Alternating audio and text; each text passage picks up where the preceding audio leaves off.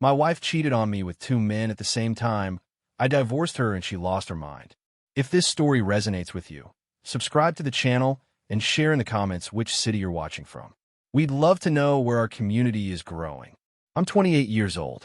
I recently found out something very shocking about my wife. We've been married for 2.5 years, and I'm really struggling to process it. I know the facts, but it still doesn't feel real. It doesn't seem like something she would actually do, but I know without a doubt that it was something she did, and now I feel very lost. What I thought was real is crumbling. I met my wife when we were in college. She's always been athletic. She did track and field back then and was a star at her school. I wasn't athletic, at least not in the serious way she was. I enjoy playing sports, but I'm not going to be in the top 10% of anything athletic. Unlike her, because of that, she's used to a life of staying in shape. I'm not out of shape, but I don't go to the gym every day like she does. It's part of her lifestyle. In fact, after we got married, she started going to a new gym because she said the old one didn't have the things she needed. I went to the old one when it was my turn. It was cheaper and closer. It generally made more sense for me. As much as I would have liked to go to the same gym with her from the beginning, it simply didn't make sense for convenience. One day, I decided I wanted to see what all the fuss was about with her new gym. She told me I wouldn't like it and that everyone there was very intense, so there was no point. I didn't realize at the time, but now I know she was really trying to dissuade me from going. However, I insisted because I'd finished a big project and had free time. I wanted to see how she trained when she had access to all the equipment she wanted. The day we were supposed to go, she was acting quite differently. She was very hesitant. I noticed it, but I thought something else was bothering her, not that she specifically didn't want me to accompany her. Looking back, I wonder why she didn't fake being sick. Maybe because she knew I'd want to show up at some point in the future. When we arrived, she told me she'd go straight to her exercises and I should follow her, so I did. I watched her do her routine, and then I did my best to replicate it. I had no problems with brute strength, but the big drawback was matching her stamina and repetitions. As I mentioned, my partner has run her whole life. I'm just an average guy. It's logical for her to outperform me in those aspects. She kept me close to her the whole time. At that moment, I didn't notice it, but looking back, everything makes sense. That's why she made sure we were super focused on the exercises. She didn't give me a second to walk away or talk to people. At one point, she said she had to go to the bathroom and instructed me to do 2 sets on the machine we were using. That was her way of keeping me busy while she was gone. To be honest, it would have worked because I was focused on my repetitions, but she didn't count on other people in the gym being the ones who would approach me. And that's exactly what happened. One man approached directly, while another stayed a few steps away. I greeted him, and we introduced ourselves in a basic way. The one who was close joked about how they were making me work with so many repetitions, and I returned the joke, mentioning I wasn't as athletic as my partner. The one further away then asked me what my relationship with her was, and I replied she was my wife. The two looked at each other, and I knew immediately something was wrong. The one who was closer confessed that, according to what everyone knew in that gym, she was single. Before I could say anything, he clarified it wasn't just that she wasn't wearing a ring, as many take them off to train for safety, but that he himself had explicitly asked her before, and she had assured him she wasn't married. He asked me how long we'd been married. When I told him over 2 years, he winced. He apologized, saying he didn't want to cause problems, but he had a feeling I was more than just a friend accompanying her, so he decided to investigate. At that moment, I saw my partner come out of the bathroom. I quickly asked the guy for his social media contact to track him down later, and the conversation ended there. When my partner returned, she asked me what I was talking about with that man. I lied, saying he was helping me correct my posture. I made sure to say it a bit loud in case she tried to ask him later. I don't know if she believed me, but she didn't insist, especially since my mood seemed normal. I'm sure she thought if I'd heard anything serious, I wouldn't be acting so naturally. I was having the hardest time pretending, but inside the situation was eating away at me. Even when I got home, I had to keep acting so she wouldn't suspect I already knew what she'd been doing at that gym. She asked me what I thought of the place, so I told her it was very well equipped and very professional. Then she asked me what I thought of the people. I knew she was trying to gauge if I knew anything. I told her I hadn't really interacted with anyone beyond that man, but no one seemed to be particularly arrogant, so I assumed they were good people. I sent a message to the man at the gym once my partner fell asleep. I'm sure my message went to the request folder because he didn't reply immediately and over 24 hours passed. I decided to write this story while waiting for his response.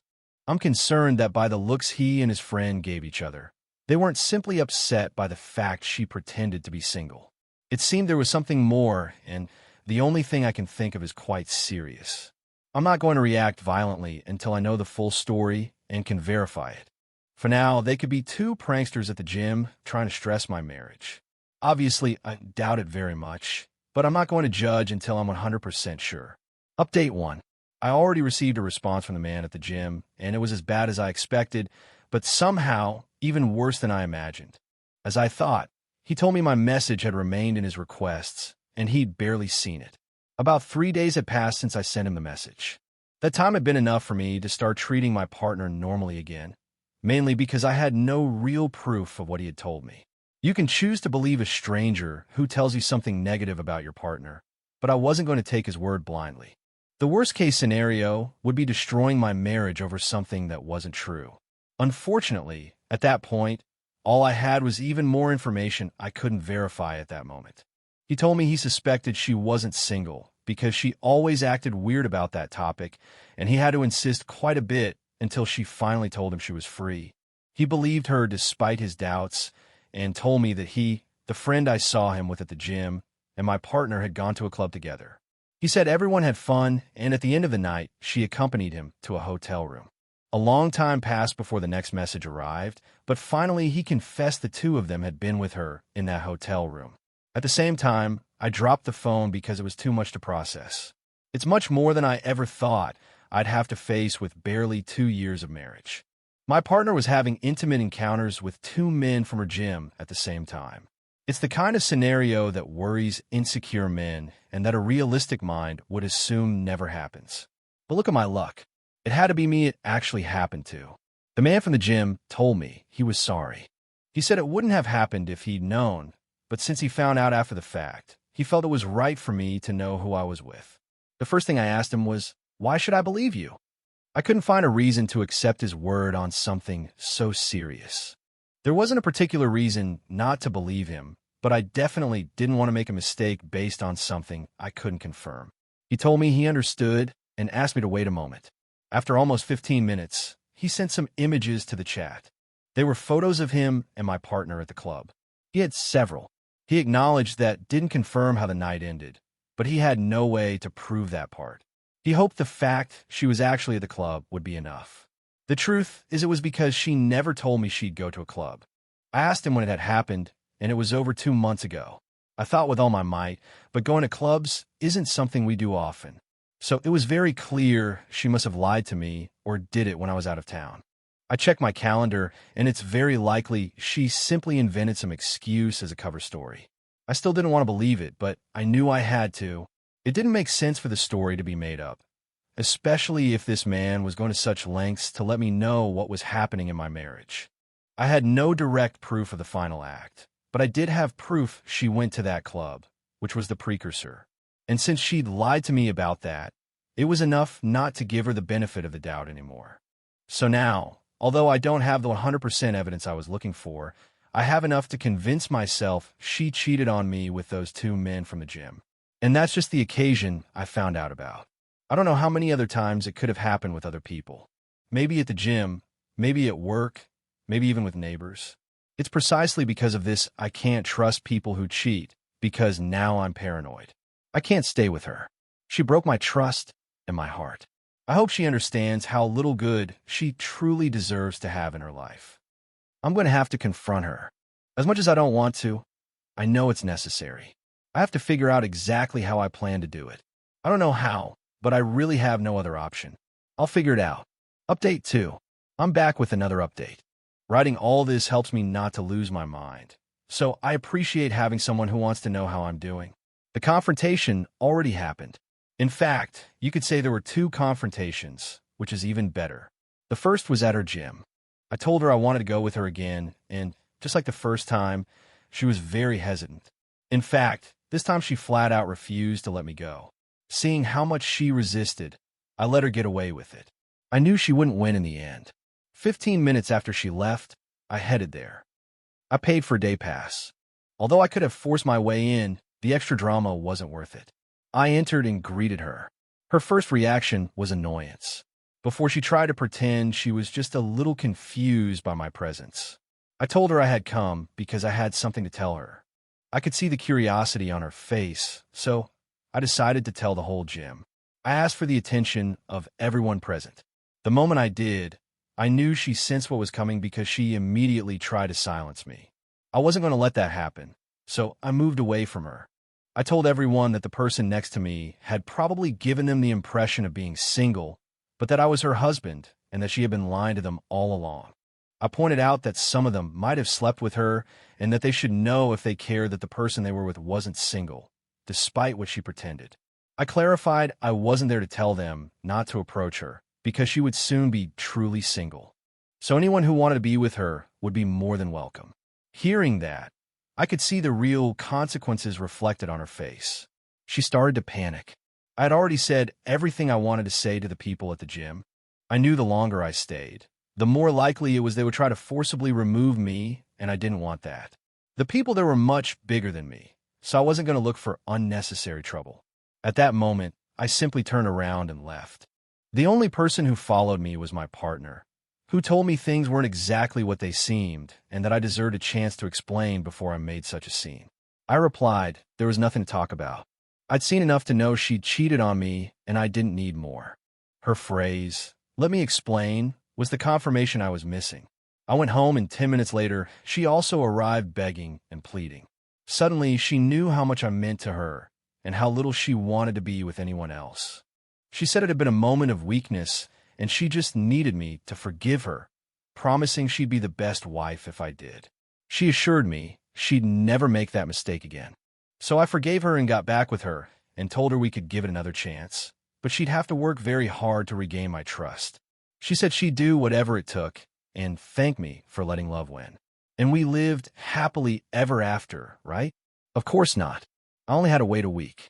By then, it wasn't suspicious for me to suggest visiting her parents. She liked the idea, so we took a short trip to see her family. I made sure I was the one driving because I planned to go back alone. She didn't know that. I made sure the visit was excellent, and 30 minutes before the scheduled time to leave, I turned to her parents and told them we were getting divorced. She turned to look at me so fast, I'd be surprised if she didn't hurt her neck. She asked me what was going on, and I shrugged. I tried to keep talking, but she insisted more strongly, her eyes starting to fill with tears. I told her I was going through with a divorce. I'd already consulted with a lawyer and wasn't backing down. She yelled that I'd forgiven her. I laughed, which caused her to lunge at me. Her father immediately stood up to pull her off me. In the struggle, she ended up hitting her father and causing his nose to bleed. To say he looked disappointed would be an understatement. I took the opportunity to continue and told her parents I couldn't continue with their daughter because she'd cheated on me with 2 men at once. Her mother gasped. Her father's eyes widened, and he turned to look at her. She couldn't meet anyone's gaze. I made it clear I really had loved her, but she ruined everything. It was time to move on. I couldn't force myself to be with someone I couldn't trust. Her parents didn't even try to intercede for her. They knew how badly she'd acted. My ex-partner managed to stammer, "You said you'd forgiven me," before I left, but I didn't even bother to respond. I left the house, got in my car, and drove back. She hasn't returned to our home since. It's been 2 weeks. She's not showing up for work, so it's possible she's losing her job. She's clearly distraught about how things turned out, but I don't think it's anything more than she deserves. She needs to suffer, and I'll be here to smile throughout the process. I've already served her the divorce papers, so all that remains is the legal separation. Once we're officially divorced, that'll be it for me. I'll never have contact with her again. For now, I'll enjoy the results and revel in the pain she feels. I don't know why she let me convince her she was forgiven. It's never worth forgiving a cheating partner, and I'll keep saying that until the end. The gym thing wasn't a mess, it was efficient. A single announcement, suddenly, everyone had the same information I was forced to discover the hard way. No whispers, no rumors, just the truth. Revealing it to her parents wasn't pettiness, it was accountability. She wanted forgiveness in private while keeping the harm caused hidden. I made sure reality didn't get a soft edit. And that "you said you'd forgiven me" phrase is incredible. She wanted mercy after treating our marriage as an option she could deactivate when it suited her. Update 3. Finally, the process has concluded. After months of legal procedures and holding firm in my position, the judge signed the final divorce decree. I can say with complete satisfaction that the result was an absolute victory. As you may recall, she tried to use the argument of emotional damage from the exposure at the gym and in front of her family to try to obtain financial compensation. However, my lawyer was relentless. We presented evidence of premeditated deception in the written testimony of the man from the gym, which demonstrated she had operated under a false identity of being single for months. Due to the strength of the evidence and the fact she lost her job due to her own negligence after the incident, the court ruled the following: no alimony. The judge denied any type of support or pension in her favor. It was ruled she's a young, capable person and that the dissolution of the bond was caused by her dishonest actions, so I have no financial obligation towards her. Division of assets.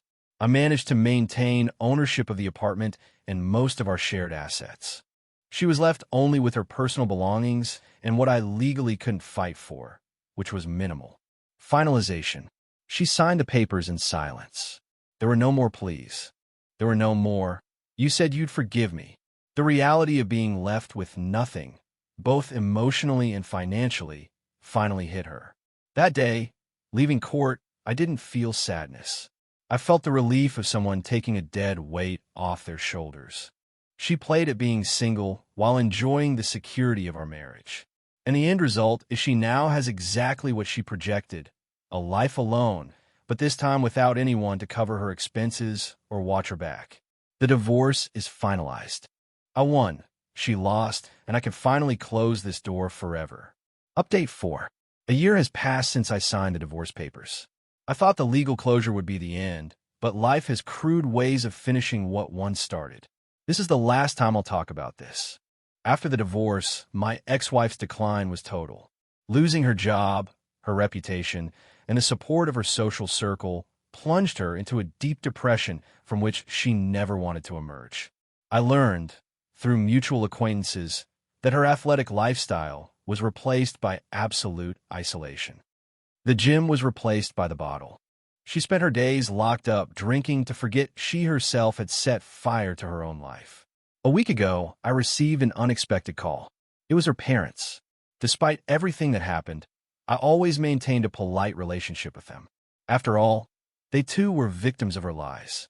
With broken voices, they informed me she had passed away. The cause was acute alcohol intoxication after a night of excessive consumption. Her body simply couldn't withstand the self-destruction anymore. Her parents, in an attempt to seek some kind of peace or family closure, asked me to attend the funeral. I told them deep down she always regretted what she did and my presence would mean a lot to them. I spoke to them as politely and calmly as possible. I offer my condolences because losing a child is a tragedy I don't wish on anyone, but I refuse to attend. I explained that the person they were saying goodbye to was no longer the person I married. The relationship, the respect, and any emotional bond had died long before her body in that gym and in that living room where I confronted her. Going to the funeral would have been an act of hypocrisy I wasn't willing to perform. I hung up the phone and felt a definitive peace. Many say forgiveness is for oneself, but I believe justice is too. She played with fire, lost everything, and finally consumed herself in her own bitterness. I blocked the last numbers that linked me to that past. No more updates, no more resentment. The story ends here. I move forward with my life, intact and at peace, while ever only remains the memory of a very expensive lesson about loyalty. Thank you for accompanying me in this process. Remember, actions have consequences that sometimes even time can't repair. Take care. Many say forgiveness is necessary for healing, but others believe there are betrayals that simply have no return. What would you have done if you received that call after everything she did to you? Would you have gone to say a final goodbye, or would you have closed the door forever like you did? Tell us what you think in the comments.